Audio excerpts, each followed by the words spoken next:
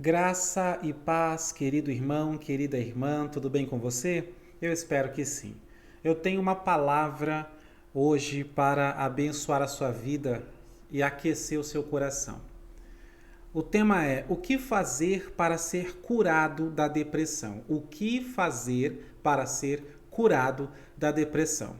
A Bíblia diz em Romanos 8,5 o seguinte: os que vivem segundo a carne se inclinam para as coisas da carne, mas os que vivem segundo o Espírito se inclinam para as coisas do Espírito. O que Paulo quer dizer com isso? E qual a ligação desse texto bíblico com a depressão? Vamos entender isso nessa mensagem. Nós já sabemos que os médicos eles podem curar depressão através de um tratamento com remédios, remédios fortes, terapias. Porém, isso não é eficaz no mundo por vários motivos. Por exemplo, só no Brasil, de 2006 até 2016, um espaço de 10 anos, o número de depressivos aumentou mais de 18%. Esses são dados da OMS, Organização Mundial da Saúde. São quase 12 milhões de pessoas com depressão.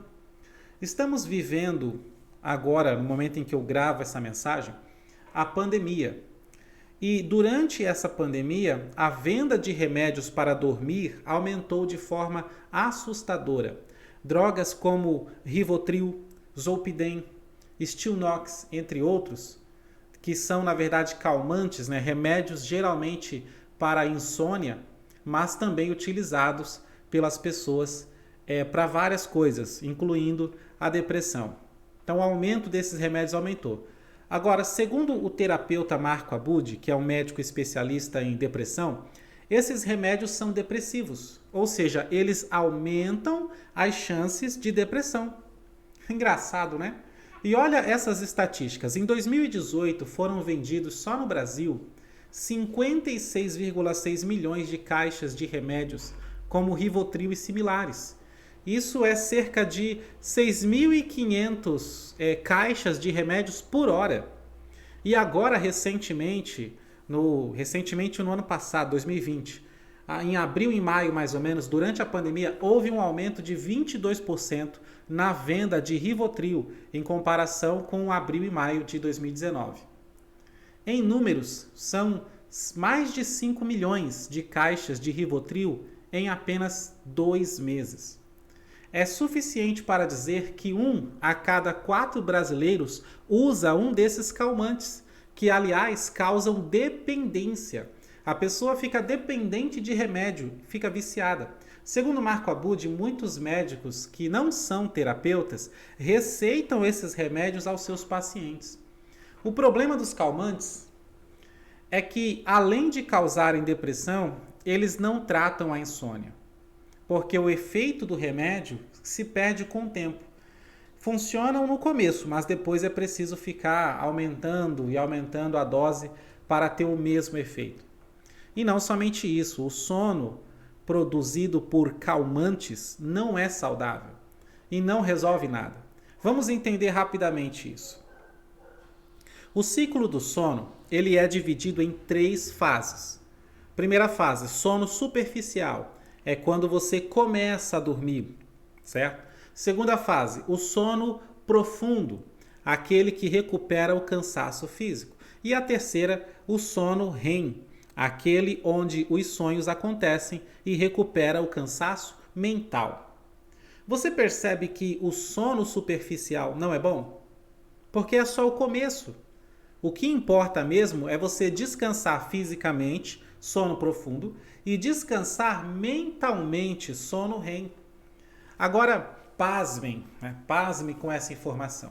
Os remédios para dormir, chamados calmantes, só garantem para você o sono superficial. Você dorme mais tempo, porém todo esse tempo é sono superficial. Ou seja, você acorda ainda cansado, física e mentalmente. Por isso, quem toma calmante acorda meio tonto, lento, lerdo, sem pensar direito.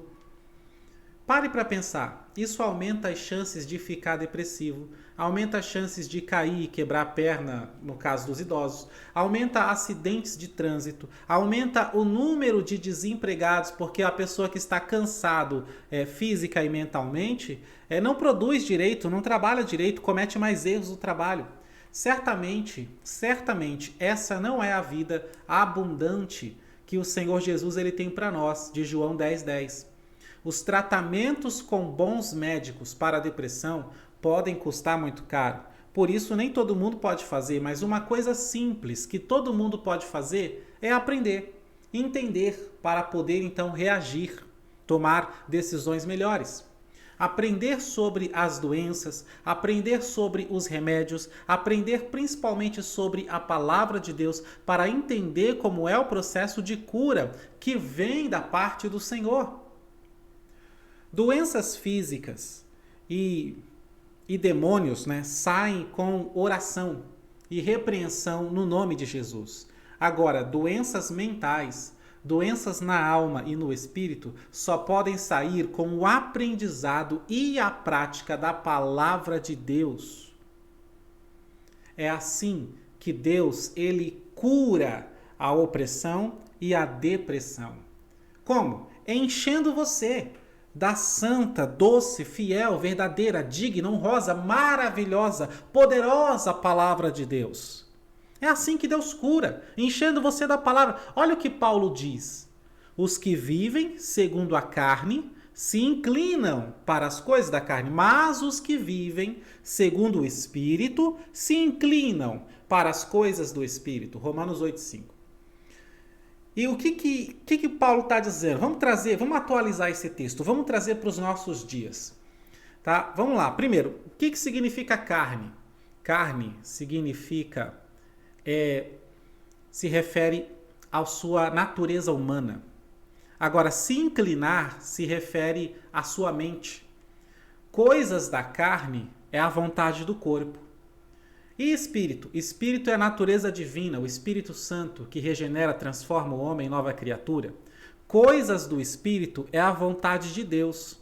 Então, nós podemos escrever esse versículo assim: as pessoas que vivem de acordo com a natureza humana têm a sua mente controlada pela vontade do corpo. Mas os que vivem de acordo com o Espírito de Deus tem a sua mente controlada pela vontade de Deus. Aleluia. Isso é andar no Espírito. Aquele que tem os seus pensamentos controlados pelo corpo, na Bíblia chama essa pessoa de homem natural. Agora, aquele que tem os seus pensamentos controlados pela vontade de Deus, na Bíblia é chamado de homem espiritual. Nós, de uma forma geral, seres humanos, somos feitos de corpo e espírito. Nós somos uma alma que tem um corpo e um espírito. Ou seja, você não é um corpo, você é uma alma. A sua alma tem um corpo para viver nessa terra. E a sua alma também tem um espírito para se comunicar com Deus. É por isso que ao morrer, o corpo volta à terra e o espírito volta a Deus. Eclesiastes 12:7. E você que é uma alma, vai ao céu ou ao inferno, depende do que você fez nessa vida. Basicamente, se aceitou a Cristo de verdade e viveu para Cristo ou não. A sua mente faz parte de você, ou seja, a mente humana faz parte da alma. O espírito humano que temos é o ponto de contato com Deus. É no espírito humano que fica, por exemplo, aquele vazio que só Deus pode preencher. E esse vazio entristece a alma. Só Deus pode preencher, só Deus pode nos fazer feliz de verdade. As pessoas que não têm Deus se desesperam para preencher esse vazio. Elas tentam preencher com coisas fúteis, passageiras, com vícios, comportamentos diversos, Coisas como rebeldia, homossexualismo até. Veja Romanos 1, do verso 18 ao 32. Agora, vejamos a diferença do homem natural e o homem espiritual. Vamos começar falando do homem natural. Todo homem sem Deus devido à sua natureza pecaminosa, ele vai sempre inclinar a sua mente ao seu corpo. A mente, ela trabalha sempre na intenção de satisfazer o corpo, pois este é o instinto primitivo. O corpo, ele tem fome, sede, cansaço, frio, calor, e assim a mente, ela cai no vício e armadilha de sempre atender o que o corpo pede. Sendo assim, o corpo, ele se torna senhor da mente, enquanto que a mente fica escrava do corpo. E a inclinação da carne leva à perdição, Romanos 8,6. Por isso que a única forma de reverter esse quadro é através do conhecimento da palavra de Deus. E é por isso que quanto mais o homem conhece a palavra, mais força ele terá para vencer a carne, ou seja, deixar de ser escravo do corpo. A Bíblia diz, 1 João 2,16, porque tudo que há no mundo, a concupiscência da carne, a concupiscência dos olhos, a soberba da vida, não é do Pai, mas do mundo. Então, carne, olhos, soberba, tudo isso é do corpo e acontece naturalmente por causa da natureza pecaminosa. E Satanás se aproveita disso para tentar e corromper cada vez mais o homem. Esse é o homem natural. Agora, o homem espiritual, vamos falar disso. Todo homem que teme a Deus irá valorizar e ouvir a palavra do Senhor, aceitando em sua mente que a palavra tem razão. Portanto, ele fará o que agrada ao Senhor. Porém, quando o homem rejeita a palavra de Deus, é a mesma coisa que dizer assim: meu corpo tem razão, farei o que lhe agrada. Uma vez aceitando que a palavra de Deus ela tem razão, o homem ele abre espaço para que essa palavra chegue na sua alma, pois a alma se alimenta dos princípios e valores que estão na mente do homem. Então, ou a sua alma irá se alimentar de princípios e valores conforme a vontade do corpo, ou ela irá se alimentar de princípios e valores conforme a vontade de Deus. Paulo, ele sempre alertou para a importância de conhecermos a vontade de Deus para viver segundo a vontade de Deus. Veja Efésios 5,17, Romanos 12,2, 1 Tessalonicenses 4,3. São passagens onde ele alerta sobre isso. Dessa forma, o homem espiritual está sempre em guerra contra os desejos da carne, contra o seu próprio corpo. Porque ele não é mais escravo do corpo, porém o corpo continuará tentando dominar sua vida. E Jesus disse assim: o espírito está pronto, mas a carne é fraca. Mateus 26:41. Significa, não temos força em nós mesmos para resistir à nossa própria carne. Somente sendo cheios com a palavra de Deus, para então dar alimento sólido à nossa alma, fortalecendo a alma, e assim sempre venceremos o corpo, a vontade da carne. E como que todas essas coisas que eu estou te falando, como que isso pode curar alguém da depressão? Ora, se ainda não está claro, será que não está claro ainda? A depressão é uma doença na alma. Alma ferida, alma sangrando, alma perdida, desiludida, sem paz. A palavra de Deus só pode chegar até a sua alma depois de encher a sua mente. Porque a alma se alimenta da mente do homem. O que passa na sua cabeça? O que está passando na sua cabeça aí? É exatamente isso que está alimentando a sua alma. Assim como o corpo, o nosso corpo, se comer ou beber veneno, ele acaba ficando doente e pode morrer, assim também a alma do homem. Se ela comer porcarias, ela adoece e morre. Por causa do dinheiro, as pessoas criam todo tipo de porcarias e colocam para vender. E as pessoas desesperadas por entretenimento, tentando preencher o vazio do espírito, acabam dando alimento estragado para a sua alma. Então, o que fazer para ser curado da depressão? Usar usar o pouco de força que ainda resta em você para encher a sua mente com a palavra de Deus. Isso é um processo que leva um tempo, dependendo da quantidade de porcarias que estão na sua mente. Porcarias na mente são todo tipo de pensamento negativo, pessimista, pecaminoso, de morte, de doença, de pavor, de inutilidade, entre tantos outros. Mas a Bíblia, ela ensina. Mateus 4,4, a palavra de Deus é alimento vital para a sobrevivência do ser humano.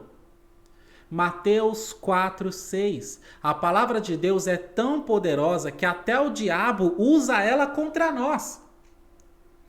1 Timóteo 4,1, a falta de conhecimento de Deus dá poder ao diabo para derrotar você. Oséias 4,6, Isaías 5,13, a falta de conhecimento da palavra leva o povo à destruição. Lucas 8,11, a palavra de Deus é como semente. O que a semente faz quando é plantada? Cresce e produz frutos na sua vida. Salmo 119,11, a palavra de Deus é uma blindagem contra o pecado. Salmo 119,9, a palavra de Deus purifica o seu caminho. Salmo 119,45, a palavra de Deus ela traz libertação para o homem. Aleluia! A depressão ela deixa a pessoa em profunda aflição.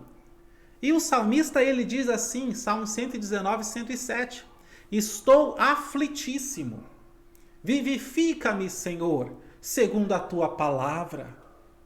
A depressão, irmão, ela traz muita angústia. Mas olha o que o salmista diz, Salmo 119, 50. O que me consola na minha angústia é isto, que a tua palavra me vivifica. Aleluia. A palavra de Deus, ela precisa ser a prioridade da sua vida. Enchendo sua mente com a palavra de Deus, você estará blindado contra qualquer tipo de ataque na mente, contra qualquer tipo de doença na mente, na alma ou no espírito. Revista-se da palavra de Deus e seja liberto de todo esse mal, em nome de Jesus. Amém? Um abraço. Que Deus ele abençoe sua vida, sua família, seu ministério. Não esquece de dar um like no vídeo, se inscrever no canal e compartilhar. Tem muita gente que está depressiva e a gente nem sabe que está. Não é verdade? Porque na internet, nas redes sociais, todo mundo se esconde atrás de uma falsa aparência boa, né? Todo mundo quer tirar foto bonita, todo mundo quer tá sempre sorrindo nas redes sociais. Mas tem muita gente ali por trás desses sorrisos que está vivendo o inferno. Então compartilha essa palavra, tá bom? Deixa Deus usar a sua vida para salvar outras, para ajudar outros, em nome de Jesus. Amém?